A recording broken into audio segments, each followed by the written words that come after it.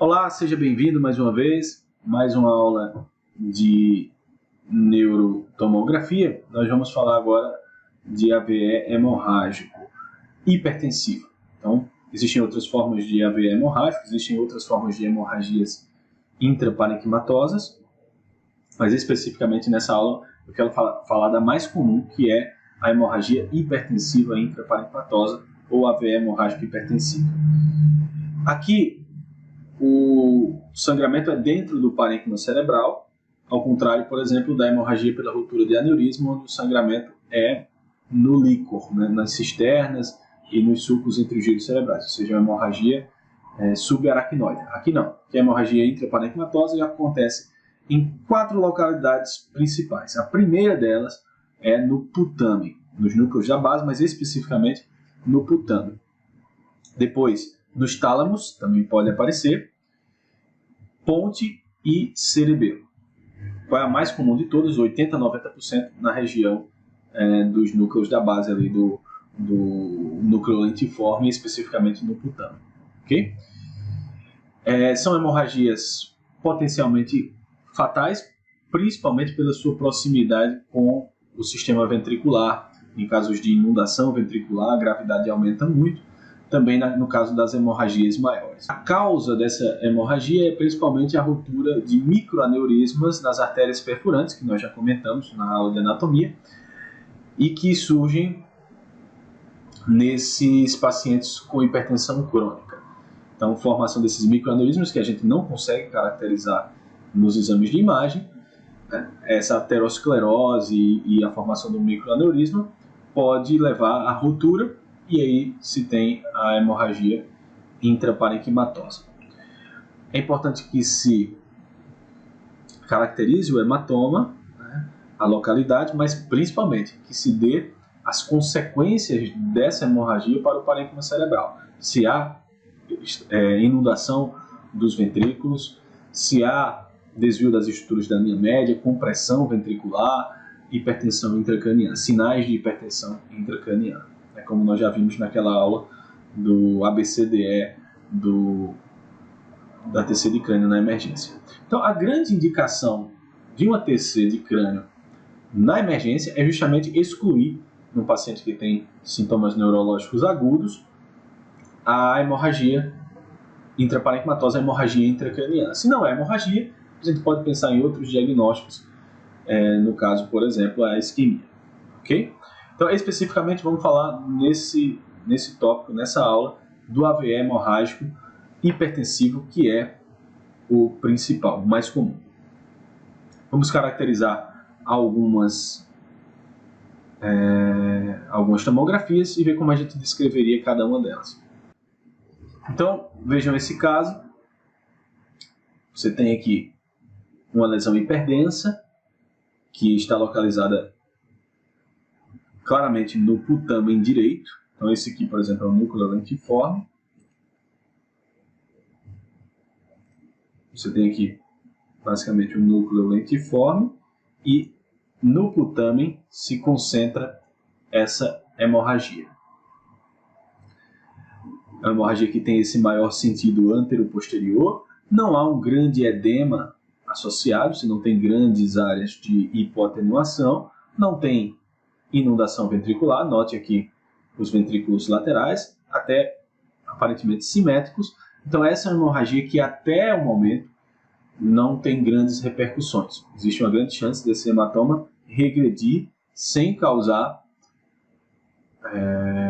grandes repercussões e muitas vezes sem deixar sequelas. Essa é a localização mais típica, mais clássica de um hematoma hipertensivo, de um AVE hemorrágico hipertensivo. Okay? A localização exatamente ali no núcleo lentiforme direito. Nesse outro caso, o hematoma está localizado no núcleo lentiforme esquerdo, mais especificamente no putamen, com aquelas mesmas características. Existe algum edema nessa situação específica? Sim. Você já tem uma diferença, note a diferença do ventrículo esquerdo, né, para o ventrículo direito. Não tem desvio da linha média, praticamente não desviou, mas existe uma compressão já sobre o ventrículo lateral esquerdo. Então você, além de medir o hematoma, vai também citar essa repercussão sobre o sistema ventricular. Outro caso, um hematoma que pega a região núcleo-capsular. Todas essas regiões têm as artérias perfurantes, então podem ser acometidas por microaneurismas de Charcot-Bouchard. Você não vai falar isso no laudo de microaneurismas, você vai falar apenas do hematoma, né? E que possivelmente é de causa hipertensiva, pode até citar isso também. Mas o mais importante é dar a repercussão do hematoma. Você vai medir esse hematoma, de preferência até as 3 medidas, o volume. Coloca no laudo que existe uma hipoatenuação adjacente, uma área de hipoatenuação adjacente por edema. Existe uma compressão leve sobre o ventrículo lateral esquerdo, sem desvio significativo das estruturas da linha média, ou com mínimo desvio de 1 milímetro, 2 milímetros, e sem inundação ventricular, que é muito importante também. É importante você deixar claro que não existe inundação do ventrículo. Ok? Então essa é a localização mais comum. Aqui você já tem uma localização um pouco menos comum, que é quando o hematoma vai aparecendo mais para a região subcortical, para a substância branca profunda e região subcortical. A gente chama esse de hematoma lobar. Então esse já é um hematoma lobar, mas ainda com uma extensão periventricular. Então você mede esse hematoma,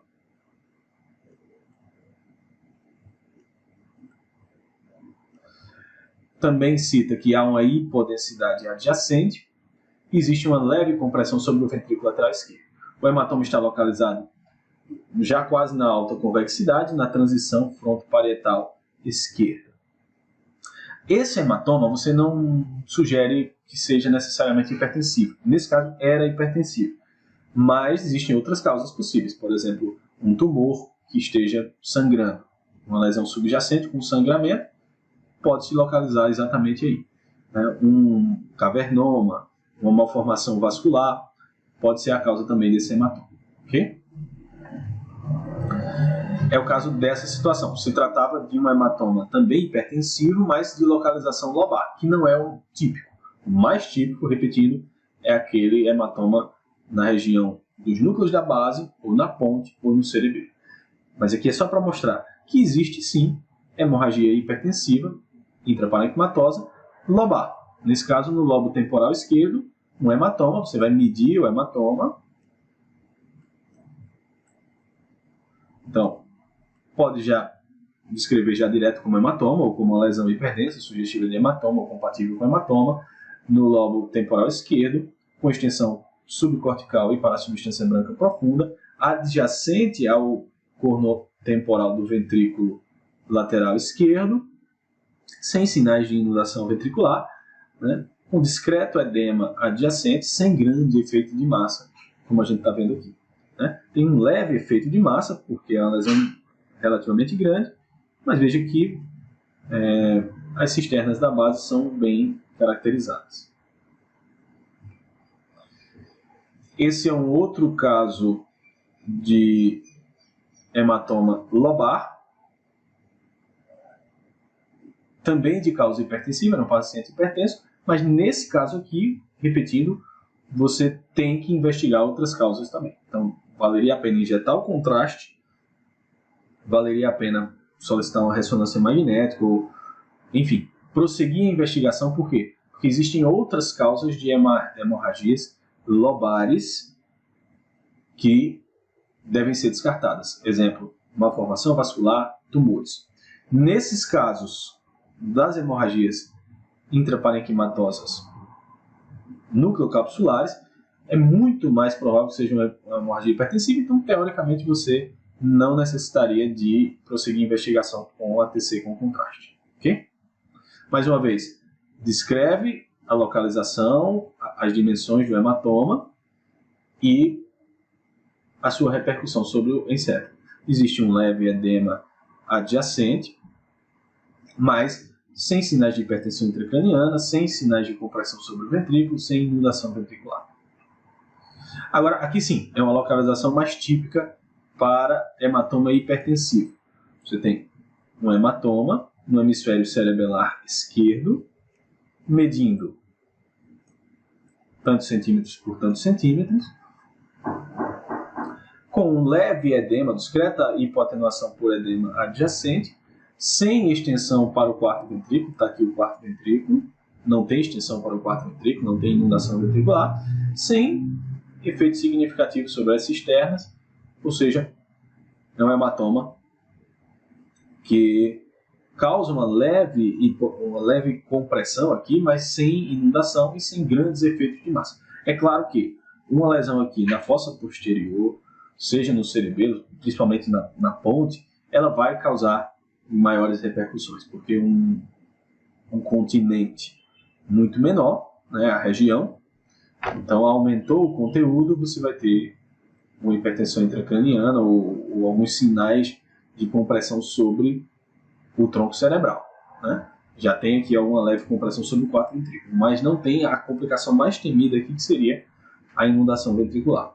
Por quê? Porque a inundação ventricular vai dificultar a circulação glicórica e aumenta ainda mais a pressão dentro do crânio.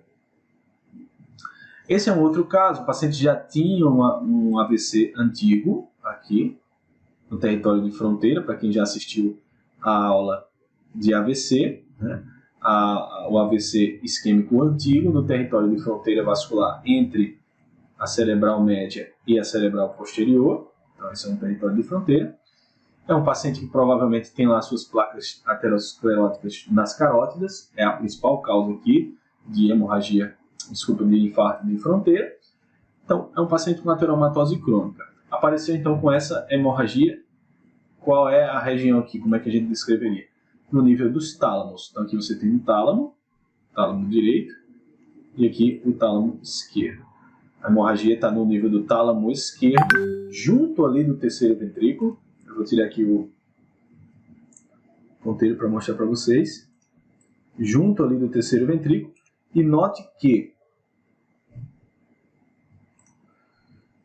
não tem inundação ventricular. Esse caso, por exemplo, o paciente evoluiu sem grandes repercussões e sem sequelas. Por quê? Porque essa hemorragia regrediu, uma hemorragia pequena, sem grande efeito de massa e sem a inundação ventricular. É a grande sorte aqui desse paciente. Por quê? Porque a inundação ventricular prejudicaria a circulação glicórica e aí sim poderia causar uma hipertensão intracraniana. É o caso dessa situação. Esse é um outro paciente, esse é um paciente mais idoso, esse é um paciente mais jovem. Uma hemorragia maior, aqui no nível do tálamo. Isso é um capítulo à parte que vocês podem estudar, chamado hemorragia talâmica, por conta desse maior potencial de gravidade pela inundação ventricular e compressão sobre o terceiro ventrículo, que é exatamente o que aconteceu nessa lesão. Você vai medir a lesão. Existe uma hipoatenuação de edema adjacente, mas a principal complicação, compressão sobre o terceiro ventrículo e inundação. Você já tem sangue dentro do terceiro ventrículo e sangue aqui, ó, nos ventrículos laterais, principalmente no lado esquerdo. Tem um pouquinho de sangue aqui também, ó, e uma grande quantidade de sangue aqui no ventrículo lateral esquerdo. Então, esse paciente ele não sobreviveu. Okay? Então veja a diferença, uma hemorragia na mesma localização, as dimensões da hemorragia são diferentes, mas principalmente o fato de ter escorrido o sangue, né, ter inundado o terceiro ventrículo.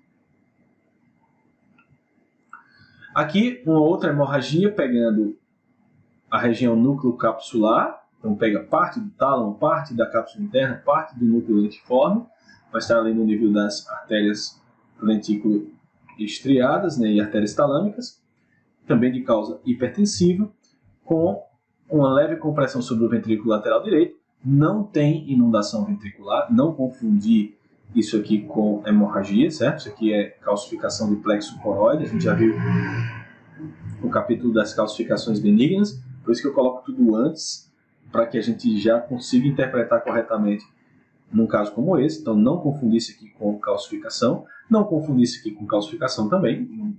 A gente já viu que as calcificações benignas são simétricas, bilaterais e são mais densas do que isso aqui, mas aqui sim, são calcificações.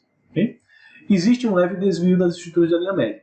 Se você pegar aqui, ó, a linha média, existe um leve desvio aqui do septo pelúcido para a esquerda. Então tem que ser citado no laudo, leve compressão, mas sem inundação ventricular.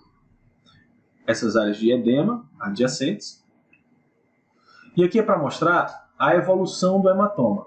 Isso aqui é um complemento de uma aula que tem aí na plataforma, que é a aula de evolução da hemorragia na ressonância. A gente viu como é que ocorre a evolução da hemorragia na ressonância. Aqui a gente vê a evolução da hemorragia na tomografia. Então aqui é nos primeiros dias, depois com uma semana, 5, 6 dias, ela está assim. Veja que vai reduzindo o edema. Note a diferença desse ventrículo aqui para esse ventrículo aqui, ele começou a abrir, né? A área de edema também aqui diminui e o hematoma vai ficando menos denso. Por quê? Porque houve uma degradação progressiva da hemoglobina.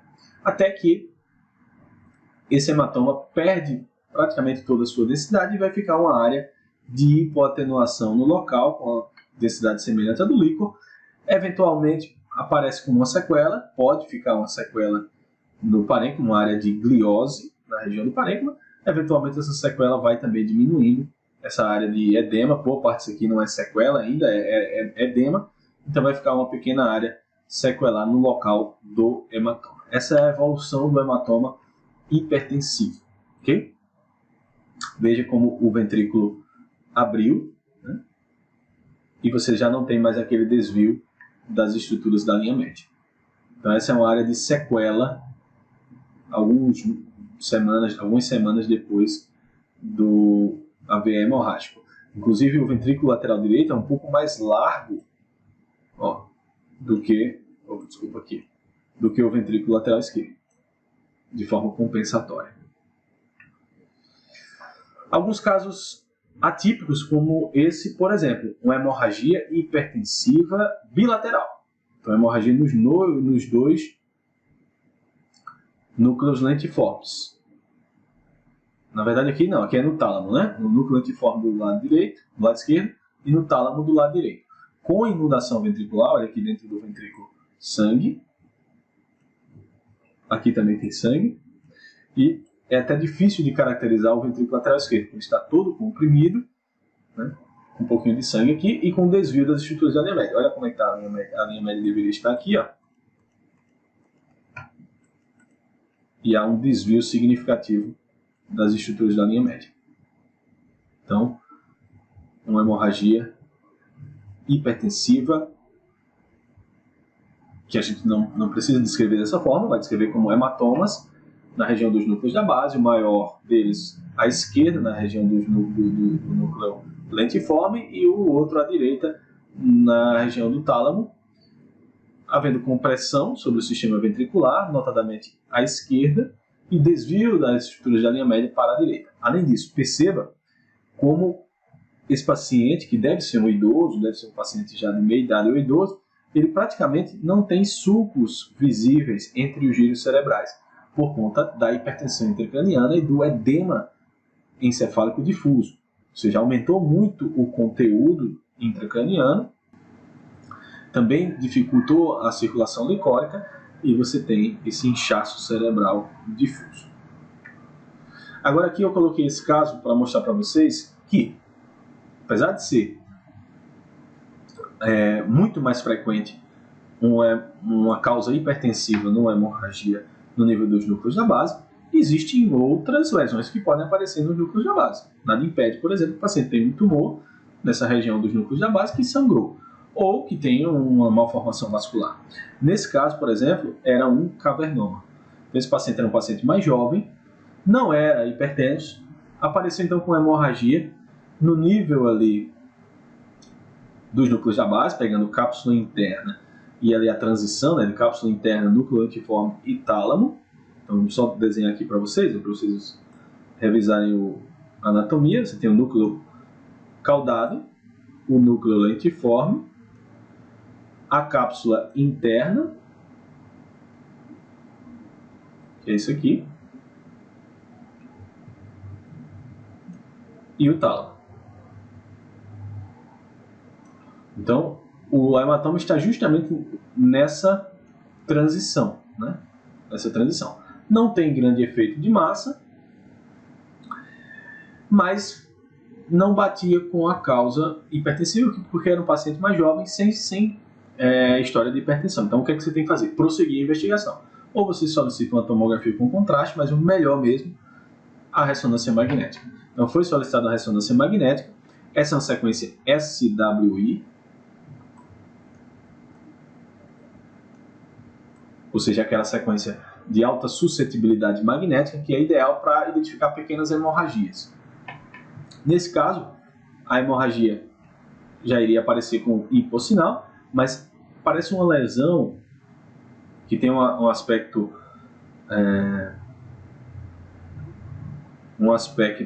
característico de cavernoma. Então esse aqui era um cavernoma no nível dos núcleos da base, com hemorragias antigas. Então significa que esse paciente tem uma lesão que tem sangramento interno antigo, característico do cavernoma. Ok? Então, coloquei esse caso para mostrar para vocês que, além das hemorragias hipertensivas, existem outras causas também de hematomas nessa região, porém bem menos frequentes. Assim também como existem casos de hemorragia hipertensiva que não estão nessa região, como eu mostrei também para vocês. Ok? Então, basicamente era isso. Em outras aulas eu vou colocar as outras causas de hemorragias intraparenquimatosas, que não a hipertensão, uma delas eu já falei aqui, o cavernoma. Nós temos também tumores que podem sangrar, outras malformações vasculares, como trombose venosa, né, o chamado infarto venoso hemorrágico, que é uma causa de sangramento, a própria transformação hemorrágica de um AVC isquêmico. Tudo isso eu vou falar em outra aula, mas eu quis separar para vocês aqui essa que é a principal indicação de TC de crânio no paciente idoso na emergência, que é descartar um AVE hemorrágico intraparenquimatoso hipertensivo. O AVE hemorrágico por hemorragia subaracnoide, ou seja, por ruptura de aneurisma, geralmente é um paciente mais jovem e que tem um quadro de cefaleia intensa e rebaixamento do nível de consciência. Então já não é um quadro clínico parecido com esse do AVE hemorrágico hipertensivo. Por isso que eu também vou deixar para mostrar em uma ou outra aula em separado. Então, é isso. Espero que tenham aproveitado. Grande abraço e até a próxima aula.